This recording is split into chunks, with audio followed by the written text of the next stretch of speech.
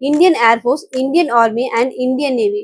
இந்த 3 ஆர்ம் ஃபோர்ஸுமே ஒன்னா களமிறங்கி பாகிஸ்தான் டெரரிஸ்ட தெரிக்க விட்ட சிந்தூர் ஆபரேஷன். 1971 நடந்த இந்தோ பாகிஸ்தான் வார்ல கைகோர்த்த இந்த 3 ஆர்ம்டு ஃபோர்சஸ் கிட்டத்தட்ட 54 வருஷத்துக்கு அப்புறம் இப்ப ஒன்னா சேர்ந்து நடத்தின ட்ரை சர்வீஸ் மிஷன். 2025 May 7 மிட் நைட்ல அரௌண்ட் 1 AM ஏர்பேஸ்ல இருந்து Rafale fighter jets, scalp missiles and hammer precision guided மியூனிஷன்ஸோட கிளம்புது. அப்படி கிளம்பின ஃபைட்டர் ஜெட்ஸ் இந்தியாவுக்கும் பாகிஸ்தானுக்கும் நடுவுல இருக்க எல்ஓசியை ரீச் பண்ணுது.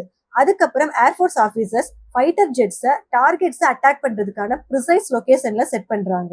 எல்ஓசியை கிராஸ் பண்ணாம இந்தியன் ஏர்ஸ்பேஸ்க்குள்ளேயே டார்கெட்டட் பிளேஸ்ல இருந்து மோர் தென் 250 கிலோமீட்டர் டிஸ்டன்ஸ் ரேஞ்ச்ல ஃபைட்டர் ஜெட்டை பொசிஷன் பண்றாங்க.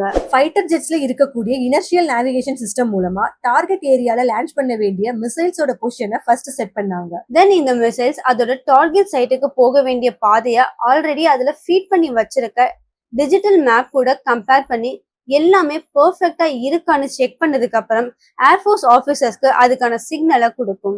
அண்ட் பேரலரி ஜிபிஎஸ் மூலமா satellite based real time location updates air force ஆபீசர்ஸ்க்கு கிடைக்கும். இப்படி எல்லாமே கிளியரா என்ஷூர் ஆனதுக்கு அப்புறம் கிரவுண்ட்ல இருக்க கமாண்ட் சென்டர்ல இருந்து ஏர் ஸ்ட்ரைக்கை ஸ்டார்ட் பண்ண சொல்லி கமெண்ட் வருது.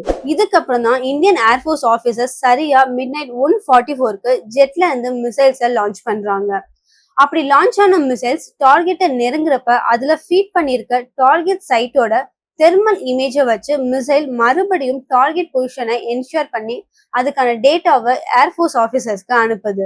அப்படி ஏர்ஃபோர்ஸ் ஆபீசர்ஸ் அதுக்கான கன்ஃபர்மேஷன் கொடுத்ததுக்கு அப்புறம் தான் scalp missiles Bahawalpur, Muridke and சியால்கோட்னு தொடர்ந்து 3 இடங்கள்ல லான்ச் ஆகுது. இந்த பிளாஸ்ட்னால அங்க இருந்த தீவிரவாதிகள் இருந்த இடம் தெரியாம பீஸா சிதறி போறாங்க. அடுத்ததா ஏர்ஃபோர்ஸ் யூஸ் பண்ண ஹேமர் பிரிசிஷன் கைடட் பாம். பிரான்ஸ்ல இருந்து இந்தியா வாங்கின இந்த ஹேமர் வெறும் ஒரு சிங்கிள் பாம் மட்டும் கிடையாது.